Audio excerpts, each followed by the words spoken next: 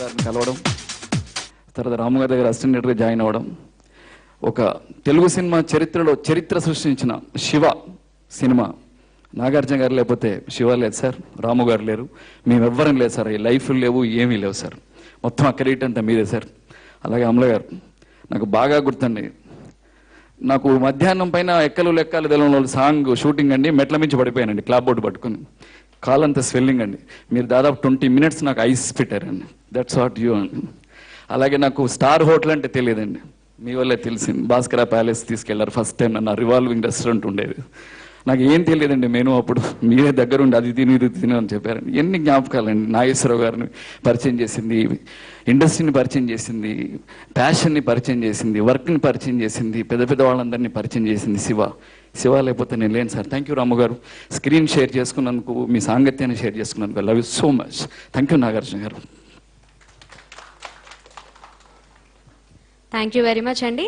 అలానే మనకి ఎంతో సుపరిచితులు, మనందరికీ ఎంతో ఇష్టమైన ఆర్టిస్ట్ మన రామ్ గోపాల్ వర్మ గారికి, అలానే నాగార్జున గారికి ఎంతో సన్నిహితులు బ్రహ్మాజీ గారు వేదిక పైకి రావాల్సిందిగా కోరుకుంటున్నామండి.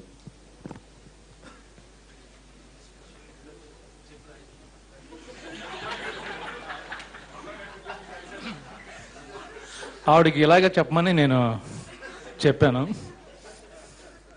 అందరికీ నమస్కారం అండి.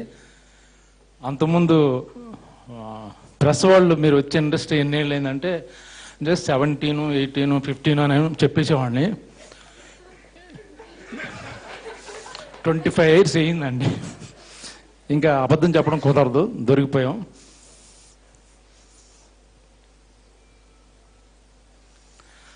చాలా హ్యాపీగా ఉంది. శివ మా ఉత్తేజ అన్నట్టు అందరూ స్కూల్ పిల్లలు అందరం ఒక టీమ్గా వర్క్ చేసి, అంటే మాకేం తెలియదు అప్పుడు టీం అంటే, ఏదో చెప్పారు చేసేసాం. మొన్న రాము గారు ఫోన్ చేసి నువ్వు ఒక ఎక్స్ప్రెషన్ ఇచ్చావు, గుట్టక మింగావు, ఆ షాటు శివలో ఉన్న షాటు రెండు కలిపేస్తూ ఎగ్జాక్ట్గా అలాగా ఉన్నావు బ్రహ్మాజీ, నేను షాక్ తిన్నాను, చాలా బాగుందంటే దాని అర్థం 25 ఏళ్ళ నుంచి ఇప్పటివరకు ఎదగలేదు నా యాక్టింగ్లో, సేమ్ క్లోజప్, ఏం ఇంప్రూవ్మెంట్ లేదు కదా సార్ అన్న. లేదు బ్రహ్మాజీ, అసలు మెమరీ, ఎమోషన్ మెమరీ అంటారు దాన్ని, నువ్వు అదే ఎగ్జాక్ట్గా తీసుకోవచ్చు. కాదు సార్, ఏమి డెవలప్ అవ్వలేదు, ఇది మాత్రం నిజం అని చెప్పా.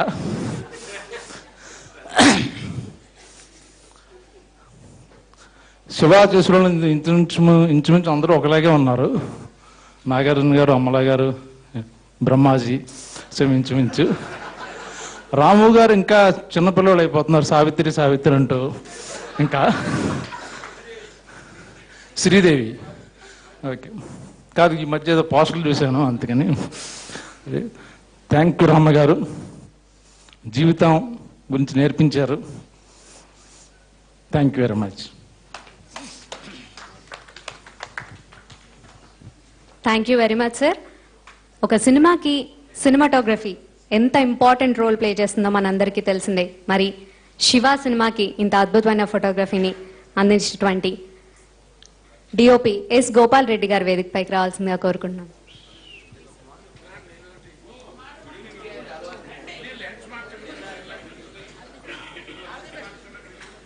Please sir. Thank you Ramu. Thank you very much sir. అలానే మనందరికీ ఎంతో సుపరిచితమైన వ్యక్తి, గ్రేట్ ఆర్టిస్ట్ చిన్న గారు వేదిక పైకి వచ్చి వారి అనుభవాల్ని, ఆనందాన్ని మనతో పంచుకోవాల్సిందిగా కోరుకుంటున్నామండి.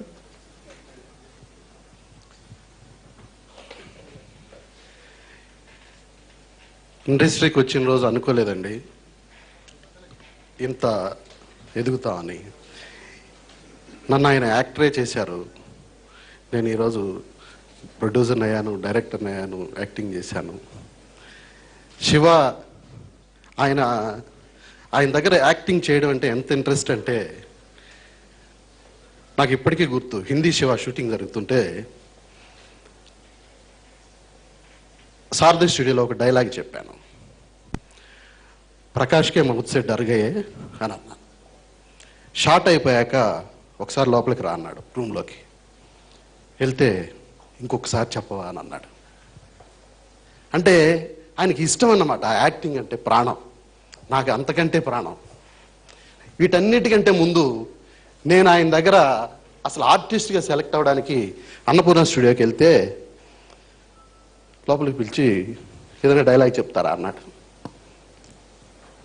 నాకు ఈ జీవితం ఇచ్చింది ఆ డైలాగే ఈ రోజుకి. ఎస్ చెప్తాను సార్ అన్న.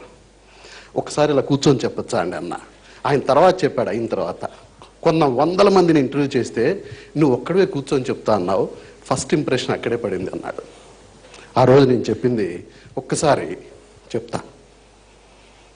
మనుషులు వస్తున్నారు జాగ్రత్తలో భరణి గారికి బాగా తెలుసు. ఎస్ఏ రైటింగ్లో ఫస్ట్ ప్రైజ్, కాలేజీలో ఫస్ట్ ప్రైజ్, స్పోర్ట్స్లో first prize, first prize first prize first prize. తగలబెట్టారా? ఇవన్నీ తగలబెట్టాయి. రై ఇంత కష్టపడి సంపాదించుకున్న సర్టిఫికేట్స్ అలా తగలబడిపోతుంటే నీకు బాధగా లేదురా? బాధ ఎందుకురా బాధ? ఆ మంటలు చూడరా,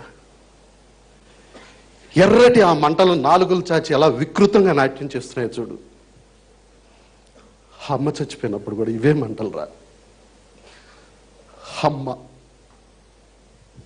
చిన్నప్పుడు నేను బడికి వెళ్ళేటప్పుడు వీధి మలుపు తిరిగే వరకు నేను చూస్తూ టాటా చెప్పే అమ్మ, నా చదువు ఎక్కడ ఆగిపోతుందోనని నాన్నకు తెలియకుండా నా చేతి గాజులు కుదవబెట్టి చదివించానని చెప్పిన అమ్మ. అలాంటి మా వాడో పెద్ద ఆఫీసర్ అయిపోతాడమ్మా అని మా వీధంతా చెప్పుకున్న అమ్మ. అలాంటి అమ్మ చనిపోయినప్పుడు కూడా ఇవే మంటలు రా. ఈ మంటల్లో నేను చేయలేవురా, కాల్చే ఇదే చెప్పానండి. దీంతోనే ఇంప్రెస్ అయ్యి నాకు వేషం ఇచ్చాడు, నన్ను ఇంత వాడిని చేశాడు. థ్యాంక్ యూ రామగారు. I feel like my father always. Thank you very much.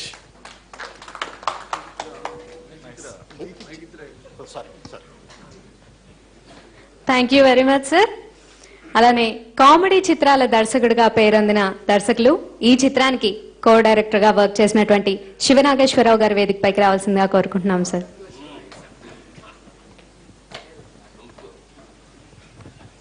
సభకు నమస్కారం. బాబు అంటాను. నాగార్జున గారికి నేను చాలా ఇష్టమైన కో డైరెక్టర్ని అప్పట్లో. అంటే ఆయన ఏ సినిమాకి వెళ్ళినా కానీ నాగేశ్వరరావు ఖాళీగా ఉంటే నాగేశ్వరరావుని పెట్టుకోవచ్చు కదా అని క్రాంతి గారికి వీళ్ళందరికీ చెప్పేవారు. తర్వాత రావు గారి ఇల్లు సినిమా టైంలో నా దగ్గర ప్రామిస్ తీసుకున్నాడు, నేను డైరెక్టర్ అయ్యే అవకాశం ఉంది, నువ్వు కో డైరెక్టర్గా పనిచేస్తావా అని. డబ్బులు ఎక్కువ ఇప్పిస్తా అన్నాడు.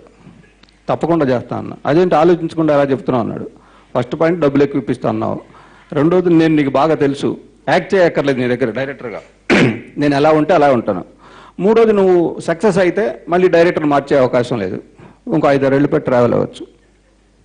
ఇలా మాటిచ్చారు కానీ సినిమాల మీద సినిమాలు చేస్తున్నాను. ప్రేమ యుద్ధం షూటింగ్ జరుగుతుంది. నాగార్జున గారు అమల గారు దానిలో యాక్ట్ చేస్తున్నారు బెంగళూరులో. సురేందర్ గారు రాము వచ్చారు అక్కడికి. అదేంటి నాగేశ్వరరావు నువ్వు ఎక్కడ ఉన్నావు, మరి నా సినిమా ఫైనలైజ్ అయింది, నెక్స్ట్ మంత్ షూటింగ్, మరి ఎట్లా అన్నారు. కరెక్ట్గా ఆ షెడ్యూల్ అయిపోయాక రాయలసీమ బాబు నన్ను పనిలోంచి తీసేశాడు. అంటే నేను ప్రొడ్యూసర్ తరఫున మాట్లాడతాను ఎక్కువ, ఆ విషయం నచ్చక ఆయనకి నన్ను తీసేశాడు. అప్పుడు వచ్చి శివాకి జాయిన్ అయ్యా. శివ సినిమా అప్పుడు నాకు రాము షార్ట్ చెప్పేవాడు, మొత్తం షార్ట్లన్నీ షార్ట్తో సహా చెప్పేవాడు. నాకు ఎప్పటికీ బాగా గుర్తు, burning tip of a cigarette అని మొదలుపెట్టేవాడు ఒక సీన్ని. చివరికి ఏం సీన్ రాయవాలంటే burning tip of a cigarette అనేవాడిని. చాలా సీరియస్ అయిపోయాడు రాము నా మీద. జోక్గా ఉందా, జోక్ చేస్తారని. లేదు రాము గుర్తుండటం కోసం అలా చెప్పాను నేను అనేవాడిని. ఇలా షార్ట్ బై షార్ట్ అన్ని మొత్తం నాకు అది అవగాహనలో ఉంది సినిమా మొత్తం. తర్వాత ఈ సినిమా రిలీజ్ అయిన తర్వాత నాగార్జున గారికి బాగా గుర్తుండి ఉండాలి, నేను నాగార్జున గారు నేటి సిద్ధార్థ దగ్గర షూటింగ్లో ఉన్నాం. సినిమా రిలీజ్ అయింది, పెద్ద హిట్ అని తెలిసింది. నేను లేను ఇక్కడ. ఫోన్ చేశాను రాముకి. రాము సురేంద్ర గారిని ఇమిటేట్ చేస్తూ మాట్లాడతారు, ఏం నాగేశ్వరరావు అనేవాడు నన్ను. ఫోన్ చేస్తే వెంటనే నేను ఎక్స్పెక్ట్ చేసింది ఏంటంటే ఏం నాగేశ్వరరావు అంటాడని. అలా ఒక 2 సెకండ్లు సైలెంట్. ఏంటి కొమ్ములు మొలిచినా ఏదని అనుకున్నా. మళ్ళీ నేనే సమాధానం చెప్పుకున్నా, కొమ్ములు ఆల్రెడీ మొలిచే ఉన్నాయి, ఇతనికి పుట్టినప్పటి నుంచే కొమ్ములు ఉన్నాయి, కొత్తగా మొలిచేది ఏంటలే అంటే. అప్పుడు మళ్ళీ ఒక సెకండ్ గ్యాప్ తర్వాత ఏంటి నాగేశ్వరరావు ఎలా ఉన్నావు, సినిమా పెద్ద హిట్ అయిందన్నారు. అప్పుడు నాగార్జున గారు అంబాసముద్రంలో ఉన్నామండి మనం. ఈ ఈ తర్వాత ఈ సినిమా గురించి చాలా చాలా చాలా చెప్పచ్చు. ఈ బెస్ట్ కాంబినేషన్ ఏంటంటే అమల గారు నాగార్జున గారు అని వాళ్ళిద్దరిని ఈ సినిమాకి తీసుకున్నారు. నేను ఆ 2 సినిమాలకి పనిచేశాను. ఈ సినిమాకి పనిచేసిన తర్వాత సురేంద్ర గారు నాకు 7,000 రూపాయలు ఎక్స్ట్రా ఇచ్చారు. అంటే నేను 2-3 మనుషులు పనిచేశాను. నాకు బాగా ఎందుకు గుర్తు అంటే నేను లేకుండా హిందీ శివ తీస్తే నా ప్లేస్లో వచ్చిన ఇద్దరు అప్పుడు నాకు మంచి పేరు తెచ్చారు. నేను పనిచేసినప్పుడు నాకు పేరు రాలా, నేను లేనప్పుడు నాకు భలే పేరు వచ్చింది.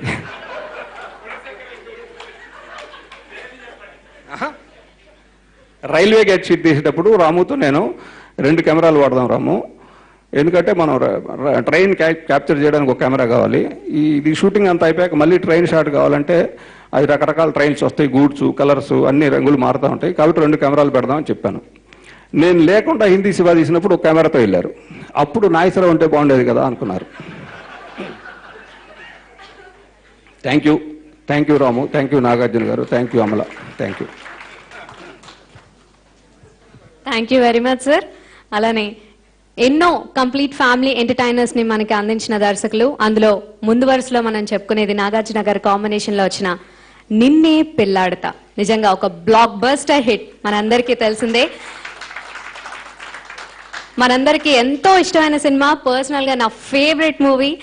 క్రియేటివ్ డైరెక్టర్ కృష్ణవంశీ గారు వేదిక పైకి రావాల్సిందిగా కోరుకుంటున్నాం సార్.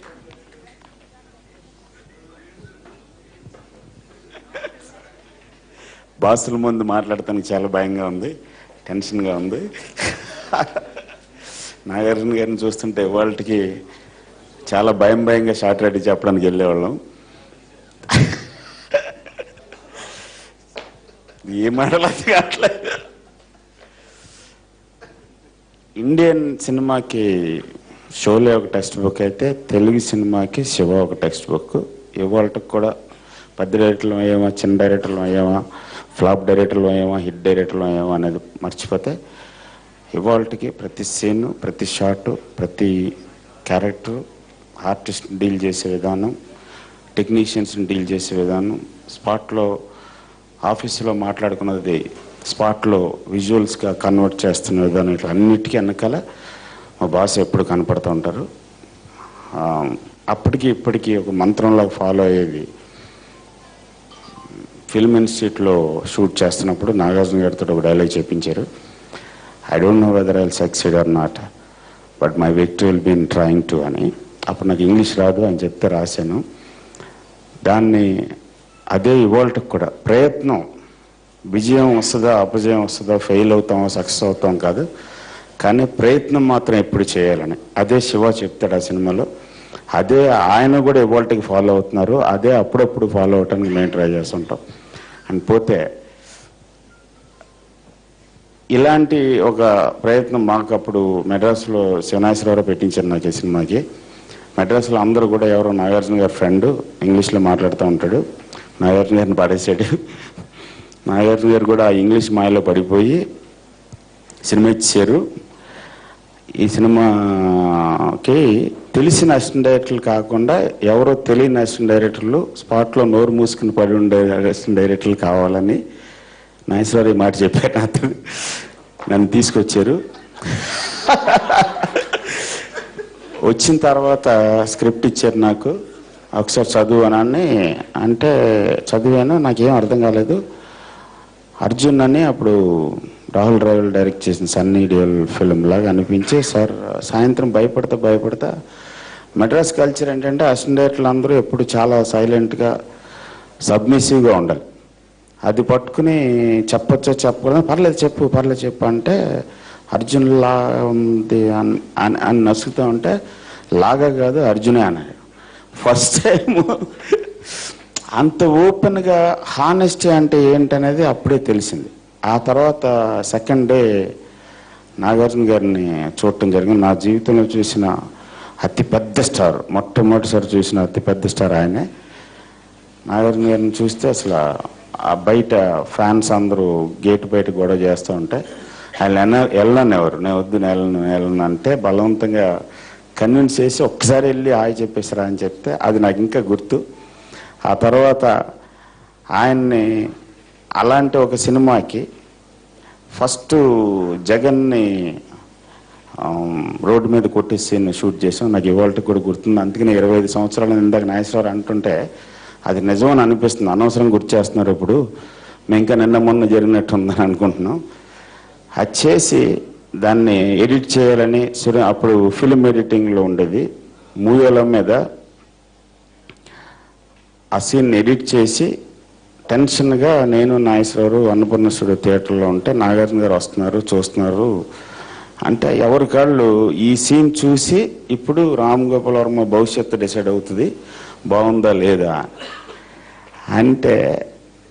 ఆయన వచ్చారు, నేను ఆపరేటర్ రూమ్లో నుంచి పైకి కిందకి పరిగెడుతున్నాను, నాగేశ్వరరావు బయట ఉన్నారు, సురేంద్ర గారు వచ్చారు, అందరూ వచ్చారు, నాగేశ్వర గారు వచ్చారు. లోపల తీసుకెళ్ళి డోర్ దగ్గర కూడా వెయిట్ చేసేవాళ్ళం, ఎప్పుడు రాకుండా డిస్టర్బ్ చేయకుండా.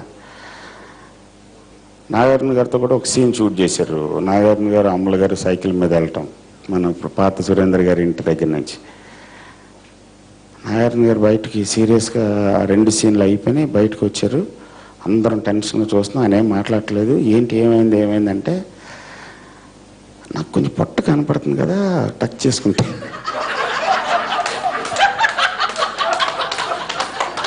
అంత నమ్మకం ఒక డైరెక్టర్కి ఒక డైరెక్షన్ ఛాన్స్ ఇస్తే మిగతా చూసుకోకుండా నేను కరెక్ట్గా ఉన్నానా లేనా ఈ ఫ్రేమ్లో అనేదే చూశారు. అది చూసి ఒక్కసారిగా జమ్మ అంది. ఇది కదా ఆయన ఏం చూస్తున్నాడు, షార్ట్ డివిజన్ ఎలా ఉంది, సౌండ్ డివిజన్ ఎలా ఉంది, డైలాగులు అన్నీ కరెక్ట్గా ఉన్నాయి లేవా, పంచి ఉందా, అది ఇవన్నీ ఆలోచించుకుంటూ ఉంటే టచ్ చేసుకుంటే కొంచెం పట్ట అంటే అంత నమ్మకం ఒక కొత్త ఆయన మీద. రాము గారికి ఇందాక నాగేశ్వరరావు చెప్పడం మర్చిపోయారు. ఫస్ట్ 1 వీక్ నాగేశ్వరరావు పక్క నుండి స్టార్ట్ కెమెరా ఫస్ట్ చెప్పాలా, స్టార్ట్ సౌండ్ ఫస్ట్ చెప్పాలా అని తెలిసింది కాదు. నాగేశ్వరరావుని పక్క పెట్టింటే నాగేశ్వరరావు చెవుల్లో విస్పర్ చేయటం, ఈయన చెప్పటం. నాగార్జున గారేమో ఎదురుగా పర్లేదు చెప్పి ఏదో ఒకటి పర్లేదా. అంత నమ్మకం పెట్టి ప్రతిసారి ఆ సినిమా మొత్తం మీద అలాంటి ప్రొడ్యూసర్ని కానీ అలాంటి హీరోని కానీ నేను కూడా అదృష్టవశాత్తు 2 సినిమాలు చేశాను ఆయనతోటి. అలాంటి ప్రొడ్యూసర్ సైడు ఆర్టిస్ట్ సైడు అంత కోఆపరేషన్ ఇచ్చేవాళ్ళు కానీ, అంత సపోర్ట్ చేసేవాళ్ళు కానీ, అంత ఎంకరేజ్ చేసేవాళ్ళు కానీ నేను చూడలేదు. శివాకి రాము గారు ఒక స్తంభం అయితే దానికంటే పెద్ద స్తంభం నాగార్జున గారు. ఆయన ఇవ్వగలిగాడు కాబట్టి, ఆయన ముందు తొయ్యగలిగాడు కాబట్టి. రాము గారు ఎవరినైనా మాయ చేసేస్తారు, అయినా సరే అంత ఆ స్టేజ్లో అంత ఎదిగి వెనకాల నిలబడి ఎవ్రీథింగ్ ప్రతిదీ చూసుకుని చేసేవారు. లేకపోతే మా బ్యాచ్ అందరిని చూడటం చాలా హ్యాపీగా ఉంది ఇప్పుడు. So happy sir. మీరు ఏంటనేది ప్రపంచం అందరూ చూశారు అన్ని రకాలుగా, నేను ప్రత్యేకంగా చెప్పేది ఏం లేదు. బట్ మాకు అప్పటికీ ఇప్పటికీ ఎప్పటికీ కూడా మీరే బాస్. Thank you.